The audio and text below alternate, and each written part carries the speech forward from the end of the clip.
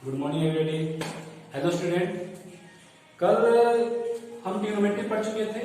कुछ इंट्रोडक्शन देखा था हमने इसी बारे में, कुछ जाने थे कि क्यों पढ़ते हैं और जिम की क्या उपयोगिता है।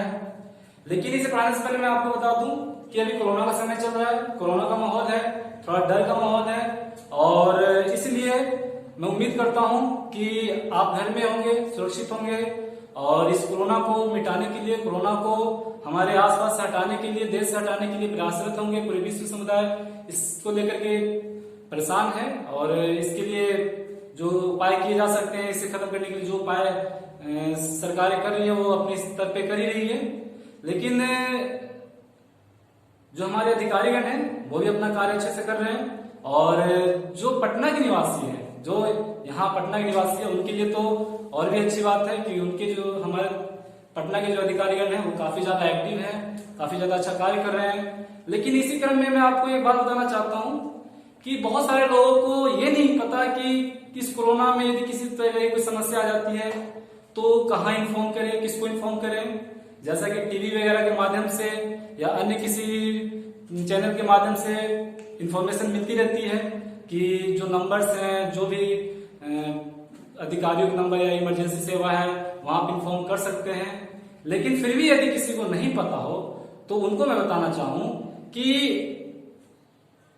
नेट पे जाकर के क्रोम में आप सर्च कीजिएगा, गूगल पे सर्च कीजिएगा तो वहां पे आपको सभी विभागों के जितने भी अधिकारीगण हैं, जितने भी विभाग हैं जो इसके लिए जिम्मेदार हैं, उस सभी विभागों के आपको नंबर मिल जाएंगे। आप वहां से नंबर सर्च करके आप कॉल कर सकते हैं और सूचनाएं दे सकते हैं ताकि उसके प्रति, उस समस्या को लेकर कार्रवाई की जा सके। और पटना वाले जो इस पटना में निवास करते हैं, जो पटना के जो निवासी हैं, उनको ये मैं कहना चाहता हूं कि वो काफी ज्यादा लकी हैं कि हमें काफी अच्छे इस समय डीएम मिले हुए हैं। उनका कार्य बहुत अच्छा है, बहुत अच्छा रिस्पांस भी मिलता है। किसी प्रकार की समस्या होती है तो हमारी बातों को सुनते भी हैं।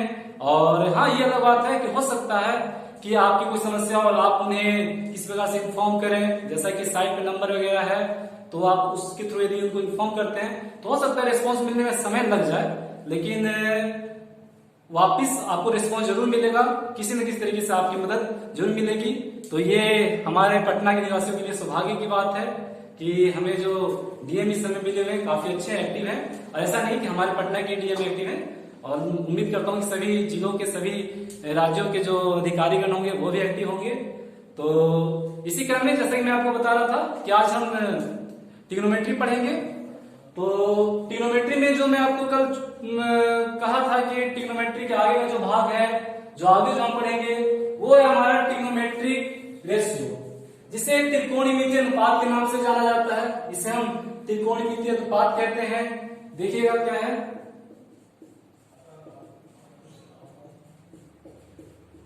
त्रिकोणमितीय अनुपात।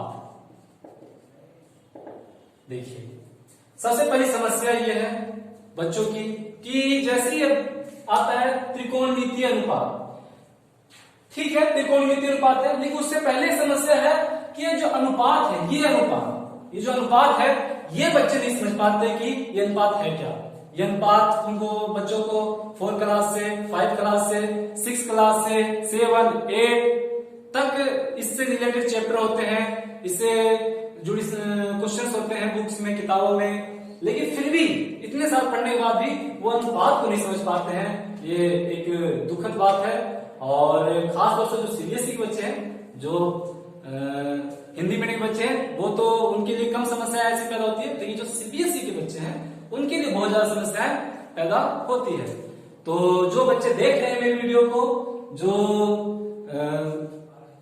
मेरे वीडियो कंटिन्यू देख रहे हैं, पिछला वीडियो भी जिन्होंने देखा, ये वीडियो भी देख रहे हैं, तो उनको मैं कहना चाहता हूं कि आज हम इस अनुपात को क्लियरली समझें कि अनुपात है क्या। देखते हैं क्या है अनुपात। अनुपात कुछ भी नहीं है, बस यह एक तरीका है किसी चीज को बांटने का, डिस्ट्रीब्यूट करने का। कैसे बांटने का तरीका, यानी एक सिंपल फॉर्म है, सिंपलेस्ट फॉर्म, जो सबसे कम वाला फॉर्म कह सकते हैं, सबसे सिंपल फॉर्म जिसे हम कह सकते हैं वो है अनुपात, किसी भी चीज को डिस्ट्रीब्यूट करने का। सपोज दैट कैसे, देखिए मान लिया जाए आपके घर में मिठाई आती है, पापा दिवाली पे या किसी भी अवसर पे गए और दुकान से मिठाई लेकर के आए। अब वो मिठाई लेकर के आए और आप दो भाई हो या दो बहनें हो कुछ भी हो या भाई बहन हो, मानो कि एक फादर है और उसके दो बच्चे हैं।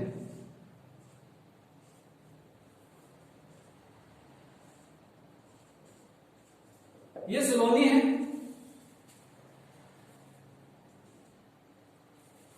और ये मानवी है, एक सलोनी है और एक मानवी है। अब एक है जो छोटी है और एक थोड़ी बड़ी और जिम्मेदार है।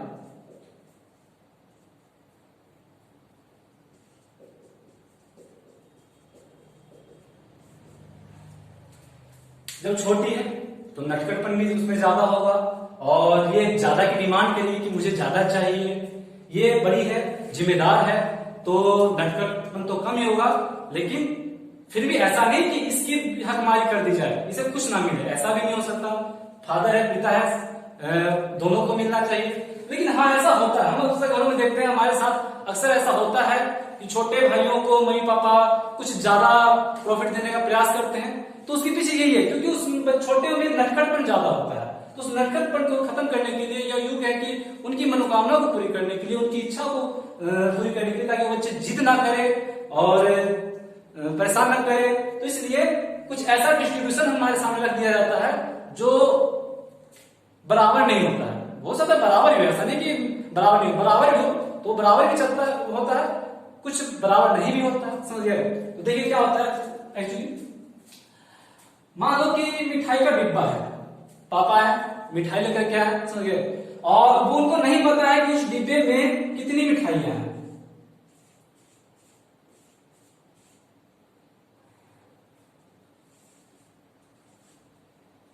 उस डिब्बे की मिठाइयों से बिल्कुल भी परिचित नहीं कि उस डिब्बे में कितनी मिठाइयां हैं। बस आए, बच्चे गए, मिठाई उन्होंने देखी और वो खाने पे उतार हो गए। अब दोनों में झगड़ा हो गया कि इस मिठाई को बांटा कैसे जाए। था छोटी कहती है नहीं मुझे ज्यादा चाहिए, बड़ी कहती है कि नहीं मुझे भी चाहिए। तो इसी क्रम में पिता का एक आदेश आता है, वो आता है कि बच्चों इसे 2:1 जिसे 2:1 भी पढ़ा जाता है, 2:1 भी पढ़ा जाता है और 2:1 भी पढ़ा जाता है। तो पिता का आदेश आता है कि सलोनी एंड मानवी तुम दोनों 2:1 में इसे बांट लो, 2:1 में इसे बांट लो। अब देखिएगा क्या कहा गया है, पहले कहा गया सलोनी एंड मानवी तुम दोनों, सलोनी एंड मानवी तुम दोनों इसे 2:1 में बांट लो। यानी कहने का मतलब यह है कि मुझे नहीं पता, पिता कहते हैं कि मुझे नहीं पता कि इस डिब्बे में कितने मिठाइयां हैं, मैं नहीं जानता इस डिब्बे में कितने स्वीट्स हैं, लेकिन मैं इतना जरूर कर सकता हूं कि तुम दोनों इसे 2:1 में बांट लो। यानी कहने का मतलब यह है कि उन्होंने कहा कि सलोनी एंड मानवी, सलोनी एंड मानवी। पहले देखिएगा, गौर कीजिएगा, पहले नाम लिया जाएगा सलोनी का, उसके बाद मानवी का, 2:1। यानी कहने का मतलब ये कि इसके अंदर जो भी मिठाई है, इसके अंदर जो कुछ भी है, उसमें से दो भाग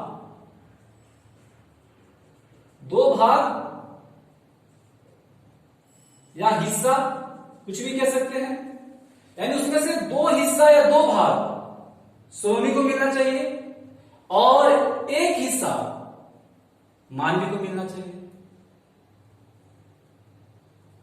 2 भाग सोनी को, 1 भाग मानवी को, यह डिस्ट्रीब्यूशन करने के लिए कहा गया है। अब देखिए समझते हैं, हमारे पास मिठाइयां हैं टोटल 10, 1 2 3 4 5 6 7 8 9 और ये है 10।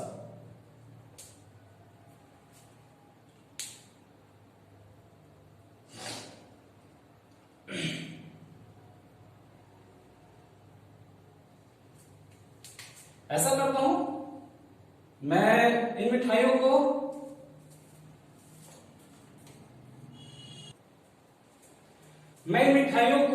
हमारे पास टोटल 10 मिठाइयां हैं, 10 स्वीट्स हैं। इसमें से मैं ऐसा करता हूं कि एक्चुअली एक मिठाई खत्म कर देता हूं, 10 नहीं बल्कि हम 9 पे ही कैलकुलेट करेंगे। इससे हमें समझने में आसानी होगी, कैलकुलेशन में आसानी हो जाएगी, नहीं तो आप फिर कंफ्यूज हो जाओगे। तो हमारे पास 9 मिठाइयां हैं और 9 मिठाइयों को हमें 2:1 में बांटना है। यानी पूरी मिठाइयों में से, इस मिठाई में से 2 भाग सोनी को देना है, 1 भाग मानवी को देना है। तो अब देखिएगा, मान लेते हैं 2 यानी 2 मिठाई। सबसे पहले हम 2 मिठाई देते हैं। ये 2 मिठाई सोनी की हिस्से में चली गई, यानी उसके बाद 1 भाग मानवी के हिस्से में जाएगा। फिर 2 मिठाई सोनी के हिस्से में, फिर 1 भाग मानवी के हिस्से में, फिर 2 मिठाई सोनी के हिस्से में, फिर 1 भाग मानवी के हिस्से में। देखिए समझ आ रहा है क्या है डिस्ट्रीब्यूशन। एक्चुअली में जो अनुपात है, जो रेशियो होता है, वो क्या होता है, बंटवारा होता है। बंटवारे का ये एकदम सिंपलेस्ट फॉर्म है, एकदम सिंपल फॉर्म है। तो देखिए समझते हैं। अब मात्रा में मिठाइयां तो ज्यादा है, 10 मिठाइयां हैं। मात्रा में देखा जाए तो सोनी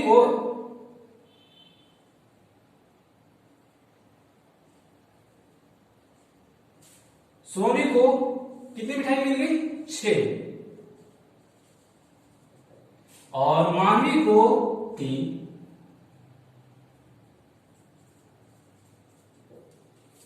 6 तो सोनी को और 3 मानवी को।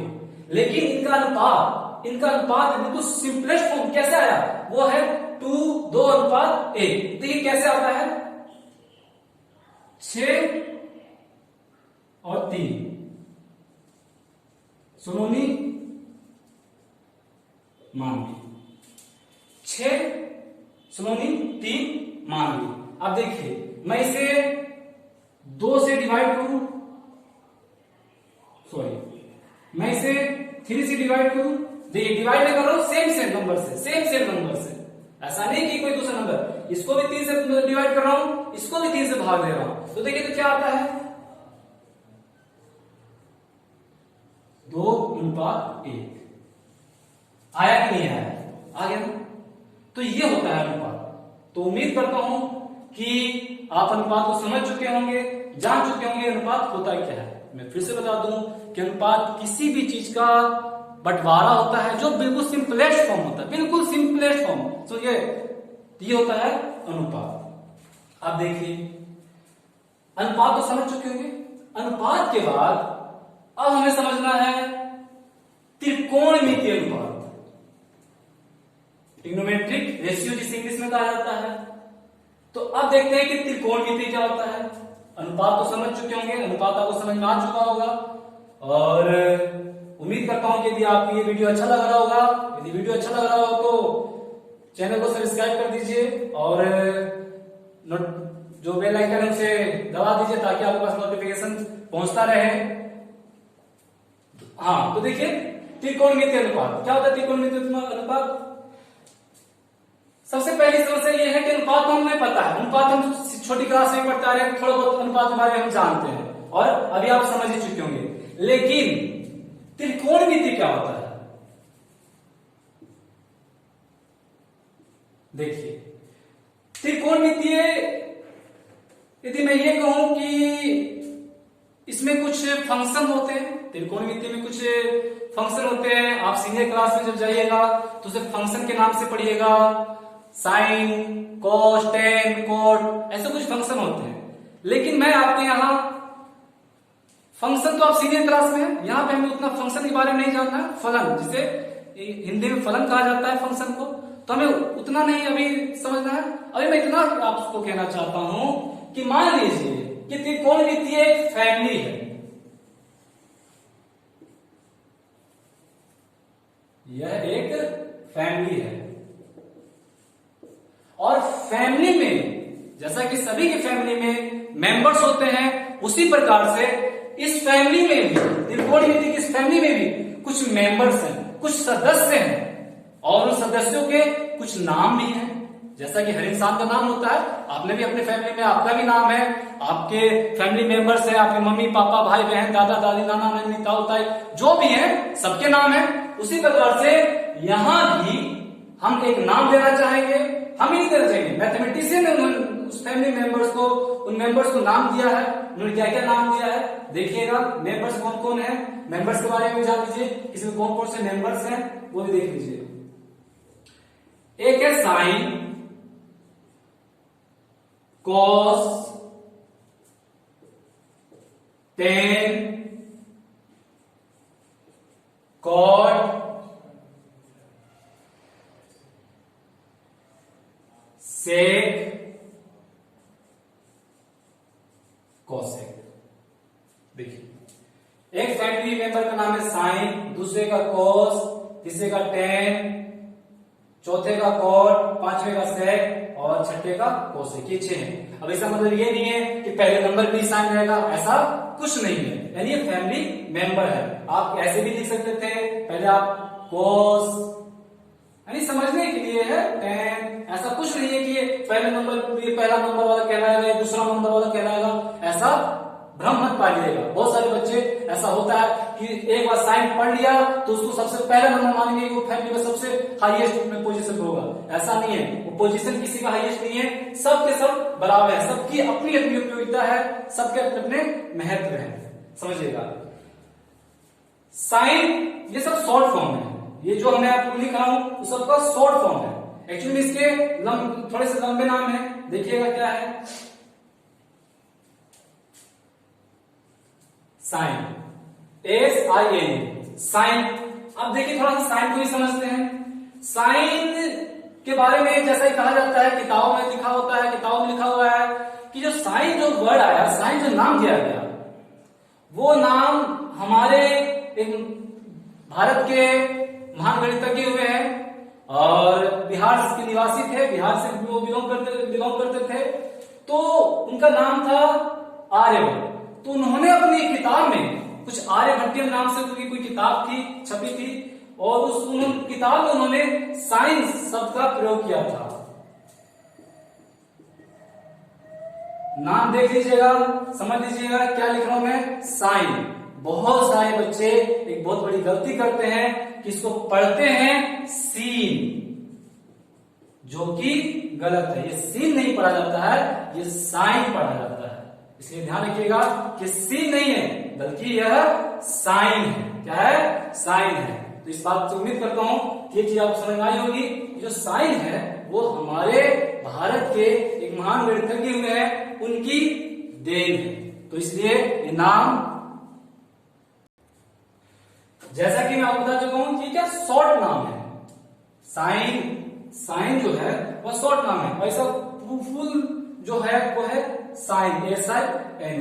ऐसे भी ये भी जो नाम लिखे गए हैं ये शॉर्ट है, ये जो नाम लिखे गए हैं ये भी शॉर्ट है, समझिए। इसको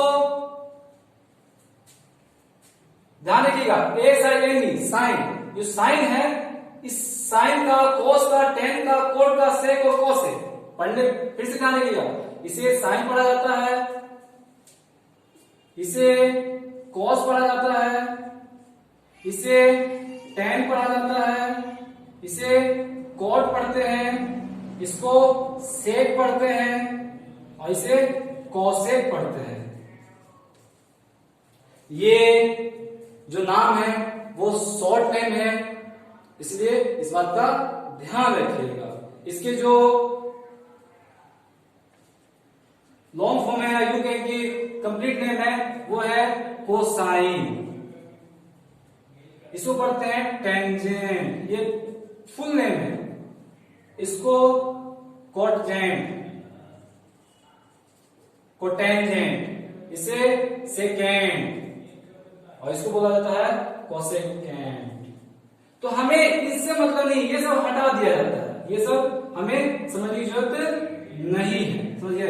इसलिए मैं इसे इरेज कर देता हूं। ये हमारे बस केवल जानकारी के लिए, बस आप जानकारी रखिएगा, कहीं ऐसा ना हो कि बुक देखिएगा उसमें कंफ्यूज हो जाइए, ऐसा नहीं है।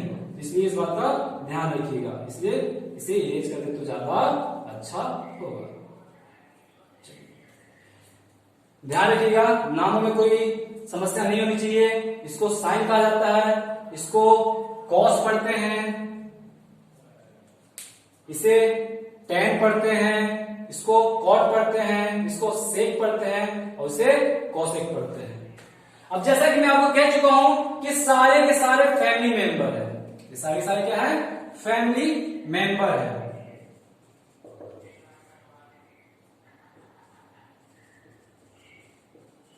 ये सब फैमिली मेंबर है। जब ये फैमिली मेंबर हैं तो आपस में इनका कोई रिश्ता भी होगा। जैसे हमारे फैमिली मेंबर में आपस में रिश्ता होता है, वैसे ही आपस में इनका कोई ना कोई रिश्ता है, किसी न किसी तरीके से कनेक्टेड है, किसी न किसी तरीके से जुड़े हुए हैं। जैसे हमारे घर में कोई किसी का बुआ, दादा, दादी, नाना, नानी, ताऊ, ताई है, वैसे ही यहाँ भी कोई किसी की न किसी के साथ रिलेटेड है। तो देखिए वो कैसे रिलेटेड है, उसका रिलेशन कैसे है, ये हम आगे की क्लास में पढ़ेंगे। अभी जो मैं आपको बताना चाहता हूं वो ये है कि सारे के सारे फैमिली मेंबर हैं और त्रिकोणमितीय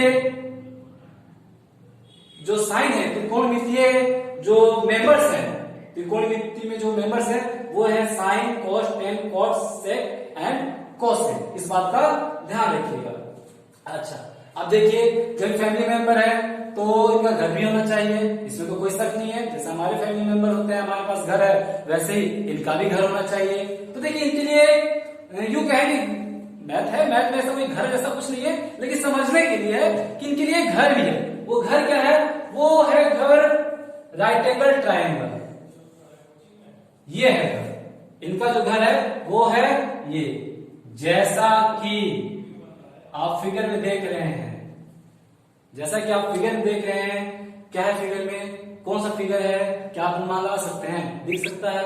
देखिए पिछले क्लास में हम पढ़ चुके हैं कि यह एक राइट एंगल ट्रायंगल है, जिसे हम समकोण कहते हैं।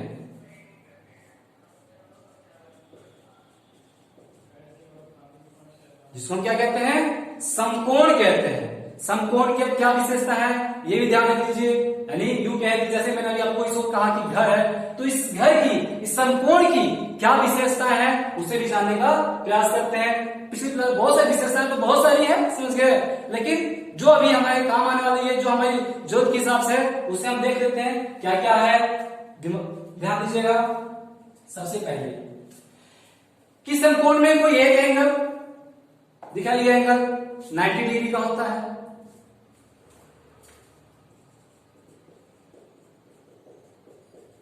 कोण 90 डिग्री। दूसरी विशेषता, जब एक 90 का हो गया